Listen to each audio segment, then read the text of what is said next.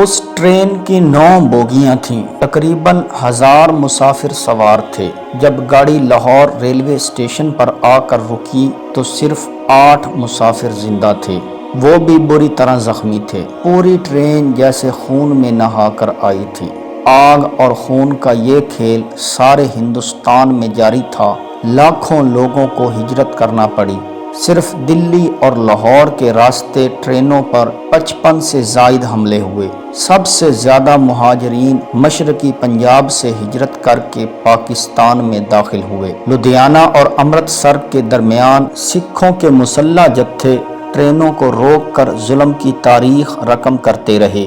ایک ایسی ہی special train, مہاجر ٹرین، محکمہ دفاع کے عملہ اور ان کے اہل و عیال کو لے کر پاکستان آ رہی تھی کہ اسے بھی روک لیا گیا۔ نہ جانے کتنی عورتوں کو اغوا کیا گیا۔ جب خون کا دریا عبور کر کے یہ ٹرین پاکستان پہنچی تو اس میں 459 لاشیں ملی۔ پٹیالہ میں ٹرین روک کر جب مسلمان بچے کرپانوں پر اچھالے جا رہے تھے تب حفاظتی عملہ ایک طرف کھڑا ہو کر قتل عام کا تماشا دیکھ رہا تھا۔ بے شمار لاشیں قریبی نہر میں پھینکی گئیں۔ تقریباً خالی ٹرین پاکستان پہنچی۔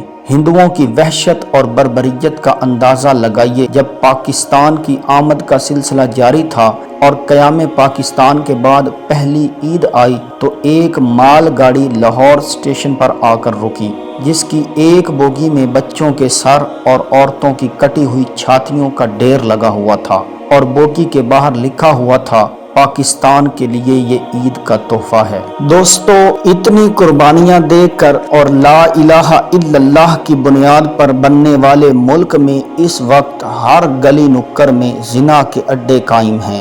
رشوت، جھوٹ، بد دیانتی، ظلم و جبر، بربریت، ناانصافی، کرپشن ہر بندہ اپنی استطاعت کے مطابق کر رہا ہے۔ پھر کہتے ہیں کہ ہمارے حکمران غلط ہیں۔ دین محمدی نے واضح کر دیا، جیسی قوم ہوگی ویسا حکمران ہوگا۔ بجائے اوروں کو غلط کہنے کے اپنے آپ کو بدلو، پھر دیکھو انقلاب کیسے نہیں آتا۔ جس عظیم مقصد کے لیے لاکھوں قربانیاں دی گئیں، جس مقصد کے لیے گردنیں کٹیں، جس مقصد کے لیے حاملہ عورتوں کے پیٹ کاٹے گئے، جس مقصد کے لیے عورتوں کے اعضاء کو تن سے جدا کیا گیا، جس مقصد کے حصول کے لیے گھر بار، عزت و شان و شوکت چھوڑ کر ہمارے اسلاف یہاں پر آئے، تو کوئی تو وجہ ہوگی نا۔ کیا ایسے ہی لاکھوں افراد نے دریاؤں کو اپنے عظیم لاشوں سے بھر دیا؟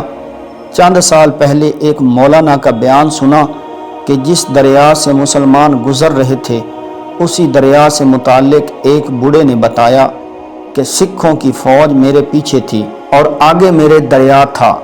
میں گھبرایا، لیکن ایمانی غیرت اور اللہ پر توکل کی وجہ سے میں نے دریا کو عبور کرنے کا فیصلہ کیا۔ اللہ کا نام لیا اور دریا پر پاؤں رکھ دیا، جہاں کے شروع سے آخر تک لاشیں ہی لاشیں تھیں۔ واللہ میں نے لاشوں پر سر رکھتے ہوئے دریا عبور کیا۔ مسلمانوں، تمہیں دین محمد ورثے میں ملا ہے، قربانیاں تمہارے اسلاف نے دیں، اور تم اس عظیم دن بجائے اللہ کا شکر ادا کیے سڑکوں چوراہوں پر بنگڑے ڈال کر اللہ کے عذاب کو دعوت دے رہے ہو۔ اپنے مشن کو پہچانو، اپنے مقصد کو نہ بھولو۔ اللہ پاک ہمارے وطن عزیز کی حفاظت فرمائے۔